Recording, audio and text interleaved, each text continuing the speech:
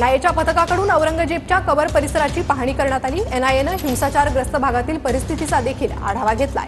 Bangladesh connection समोर आल्यानंतर एनआयएकडून आढावा घेतला जातोय। अधिक अपडेट आपण घेणार आहोत आमचे प्रतिनिधी कृष्णा सोनारवाडकर यांच्याकडून। कृष्णा, काय अधिक माहिती आहे?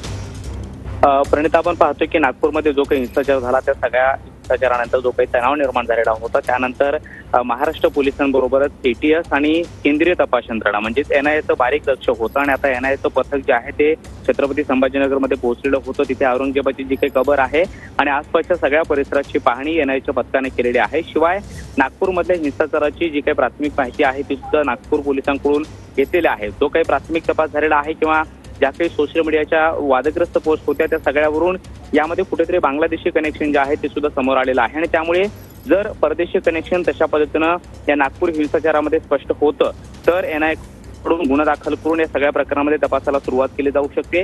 महाराष्ट्र पोलिसांकडे असलेला हा तपास एनआयएकडे वर्ग होऊ शकतो आणि येत्या काळामध्ये एनआयए कडून या सगळ्या प्रकरणामध्ये तपास केला जाऊ शकतो आणि सगळी चौकशी जी आहे ती सुद्धा केली जाऊ शकते।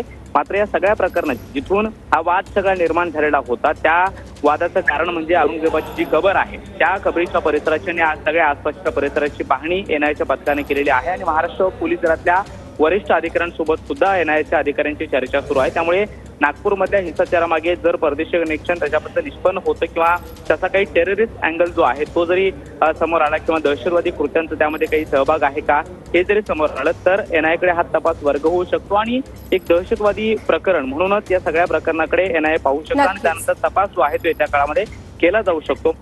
नक्कीच, आणि या तपासाकडे लक्ष असेल। कृष्णा, धन्यवाद या सविस्तर माहितीसाठी।